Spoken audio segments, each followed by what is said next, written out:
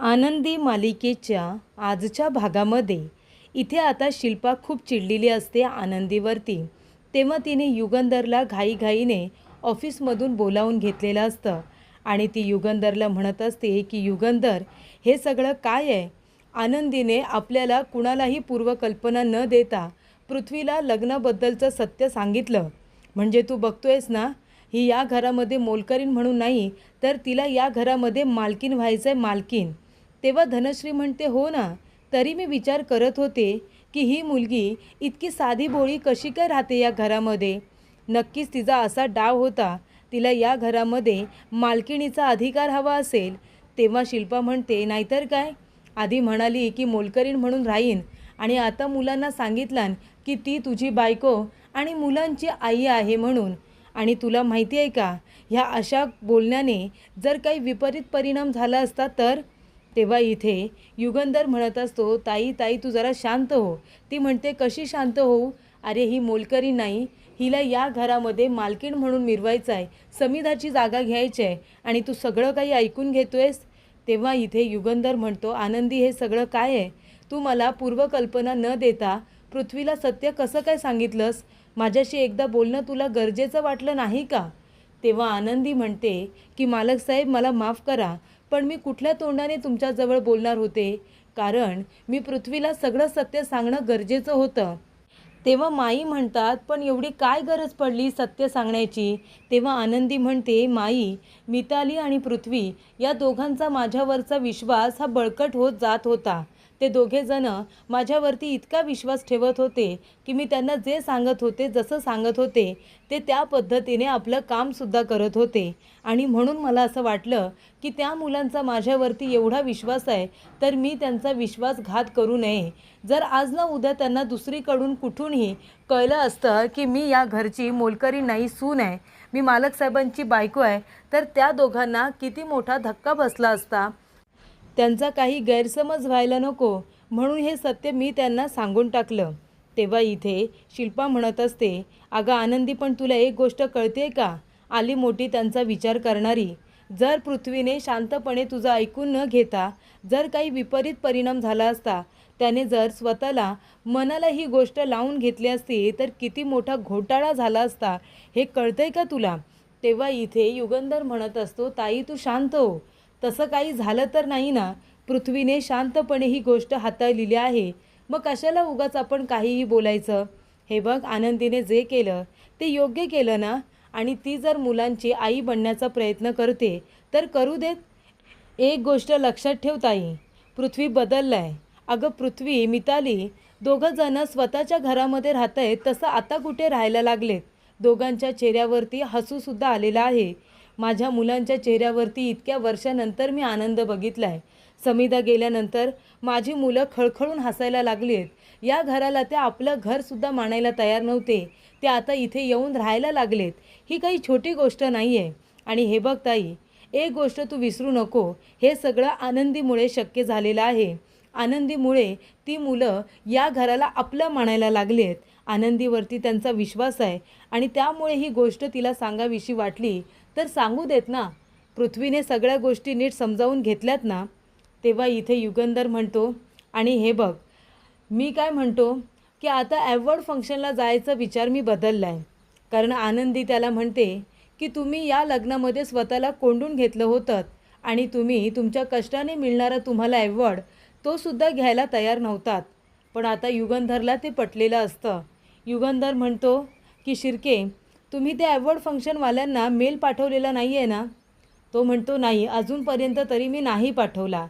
तेव्हा युगंधर म्हणतो, त्यांना मेल पाठवा आणि त्यांना सांगा की उद्याच्या ॲवॉर्ड फंक्शनला मी एकटा येणार नाही आहे, तर मी आनंदीबरोबर येणार आहे आणि आनंदीबरोबरच मी आता तो ॲवॉर्ड स्वीकारणार आहे. तेव्हा ही गोष्ट ऐकल्यानंतर सगळ्यांना खूप मोठा धक्का बसतो. तर प्रेक्षकांनो, इथे आरती आता चिडलेली असते, कारण तिला पृथ्वी चेटकीण बोललेला असतो म्हणून. तेव्हा ती येऊन एका चायच्या टपरीजवळ बसलेली असते. तेव्हा पृथ्वी म्हणत असतो, आरती मॅडम, गेला का तुमचा राग? नाही, 20 मिनटं झाली आहेत, आपल्याला मीटिंगला जायचं आहे बरं का, मीटिंगला पोचायला आपल्याला उशीर होईल. तेव्हा चला या, आता बसा गाडीमध्ये. तेव्हा इथे आरती म्हणते, मी तुझ्याबरोबर कुठेही येणार नाही आहे. चेटकीण बोलताना या गोष्टीचा विचार नाही केलास का? उशीर होतोय म्हणून मला चेटकीण बोललास ना? आता जोपर्यंत मला स्पष्ट शब्दांमध्ये सॉरी बोलत नाही तोपर्यंत मी तुझ्याबरोबर कुठेही येणार नाही आहे. एकट्याला मीटिंगला जायचं असेल तरी पण जा, मी येणार नाही आहे तुझ्याबरोबर. तो म्हणतो हां ठीक आहे नको येऊ, पण मी तुला सॉरी कधीच बोलणार नाही आहे.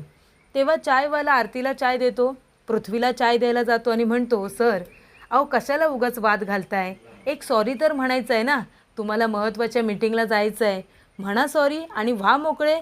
तेव्हा इथे पृथ्वी म्हणतो बरं ठीक आहे आरती सॉरी. नाही खरंच सॉरी.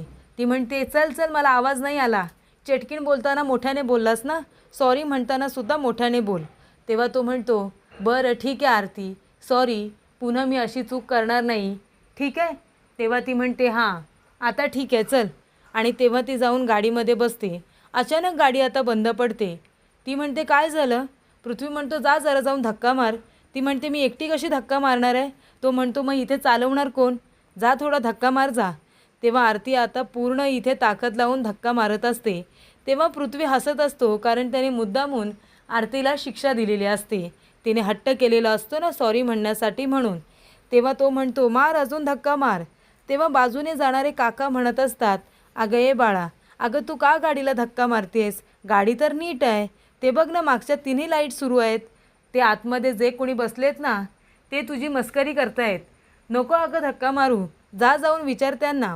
तेव्हा इथे पृथ्वी हसत असतो आरतीवरती आणि तिला म्हणत असतो मार धक्का मार, जमेल तुला जमेल. तेव्हा आरतीच्या लक्षात येतं की पृथ्वी तिला त्रास देतोय. तेव्हा ती लगेच धक्का मारायचा बंद करते आणि म्हणते मी आता धक्का मारणार नाही आहे. तेव्हा पृथ्वी आरशामध्ये बघतो, आरतीला आता राग आलेला असतो. पृथ्वी गाडीतून उतरतो आणि म्हणतो आरती काय झालं? आरती म्हणते मुद्दामून केलंस ना पृथ्वी, मुद्दामून मला धक्का मारायला लावलास. हे बघ मला माहिती आहे तू मला त्रास देतो आहेस, पण मला अजिबात ही गोष्ट आवडलेली नाही आहे, कळलं ना? मी येणार नाही आहे तुझ्याबरोबर. तेव्हा पृथ्वी म्हणतो बरं बाबा सॉरी, बरं ठीक आहे चल बस आता गाडीमध्ये. त्यानंतर इथे आता पृथ्वी हा तिला कसं बसं समजावतो, तिला सॉरी म्हणून गाडीमध्ये पुन्हा बसवतो आणि मुंबईला थेट रवाना होतो.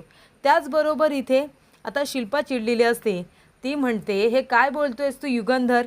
अरे या भिकाऱ्या या आनंदीला घेऊन जाणार आहेस तू, ह्या नोकराला? अरे तुला काय वाटतं ती तुला शोभणार तरी आहे का तिथे? कशाला स्वतःची शोभा करायला जातोयस? निंबाळकरांची इज्जत तुला धुळीला मिळवायची आहे हिला सोबत घेऊन जाऊन. तेव्हा इथे लगेच युगंधर आनंदीची बाजू घेऊन शिल्पाला म्हणतो ताई अगं काय बोलतेस तू? हे एवढं मोठं प्रोजेक्ट जे आपल्याला मिळाले ना त्या आनंदीच्या डिझाईनमुळे मिळाले, हे विसरू नको तू. आणि आनंदीच्या मेहनतीमुळे मला जर एवढा मोठा ॲवॉर्ड मिळणार असेल, माझा सत्कार होणार असेल, तर ज्याचं क्रेडिट आहे त्याला ते मिळायला नको का? आनंदीचं क्रेडिट आहे आणि मी तिला ते देणार आहे, ते सुद्धा सन्मानाने. मी उद्याचं ॲवॉर्ड फंक्शन अटेंड करेन, पण आनंदीला सोबत घेऊन जाऊनच. कारण का मला असं वाटतं ज्याच्या त्याच्या मेहनतीचं त्याला फळ मिळालं पाहिजे. आणि याच्यामध्ये खरोखर आनंदीची मेहनत आहे, तिने खूप मेहनत घेतली. त्यामुळे उद्याच्या ॲवॉर्ड फंक्शनला आनंदी तू माझ्याबरोबर येतेस. 2च पासेस आहेत, दुसरा आपल्याबरोबर फॅमिली मेंबर कुणीही येणार नाही आहे. आपल्याला दोघांना जायचं आहे, तेव्हा उद्या सकाळी तयार राहा. तेव्हा इथे बोलून झाल्यानंतर युगंधर आणि शिर्के आपल्या रूममध्ये गेलेले असतात आणि त्यानंतर बाकीचे सगळेसुद्धा एक एक करून तिथून निघून जातात. मात्र आनंदी प्रचंड टेन्शनमध्ये आलेली असते. तेव्हा माई आणि आप्पा म्हणतात की आनंदी बरं झालं युगंधर तुला घेऊन जायला तयार झाला, आम्हाला खूप आनंद झाला आहे. तेव्हा आनंदी म्हणत असते माई पण हे कसं शक्य आहे? मी तिथे नवीन ठिकाणी कशी काय जाऊ? ती माणसं ती जागा माझ्यासाठी सगळंच नवीन आहे. तेव्हा माई म्हणतात नक्की तुला काय बोलायचं आहे? आनंदी म्हणते माई अहो ती जागा मला अनोळखी आहे, मला कसं कळणार कुठून कुठे जायचं आहे ते? आणि महत्त्वाची गोष्ट म्हणजे मी जर मालक साहेबांबरोबर गेले तर त्यांना एका मिनिटात कळेल की मी अंध आहे.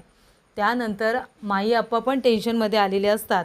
तेव्हा इथे शिर्केने मेल पाठवलेला असतो की उद्या युगंधर आणि आनंदी दोघेजण ॲवॉर्ड फंक्शनमध्ये येणार आहेत.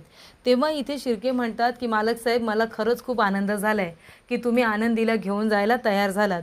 आणि महत्त्वाची गोष्ट म्हणजे तुम्ही हे नातं स्वीकारलं नसलं तरी पृथ्वीने हे नातं खूपच छान पद्धतीने स्वीकारलं. आम्ही तर घाबरलो होतो की पृथ्वी कसं रिॲक्ट करतोय काय माहिती, पण पृथ्वी खरंच आपला खूपच गुणी आहे. त्याने ही सगळी सिच्युएशन अगदी व्यवस्थित हाताळली, त्याने समजून घेतलं आणि त्याने आनंदीलासुद्धा या घरातला मेंबर म्हणून स्वीकारलं. तुम्ही एक काम करा ना मालक साहेब, तुम्ही आता पृथ्वीला फोन करा आणि त्याला थँक्यू म्हणा, त्याच्याशी बोला. तेव्हा इथे लगेच युगंधर म्हणतो, नाही नको, आता खूप रात्र झाली आहे, दिवसभर ड्राईव्ह करून तो पण थकला असेल, त्याला आराम करू दे, त्याची मीटिंग पण आहे. मी त्याच्याशी तो जेव्हा मुंबईवरून मीटिंग करून परत येईल ना, तेव्हा मी समोरासमोर बसून त्याच्याजवळ बोलेन. कारण फोनवरती भावना पोचत नाही शिर्के, समोरासमोर बसून बोलल्याने भावना एकमेकांपर्यंत पोचतात. तेव्हा इथे शिर्के म्हणतात, ठीक आहे मालक साहेब, तुम्हाला जे योग्य वाटेल ते तुम्ही करा. आणि त्यानंतर इथे आता युगंधर म्हणत असतो की समिधा, खरंच आपला मुलगा पृथ्वी खरंच खूपच समजूतदार झाला आहे गं, हुशार झाला आहे.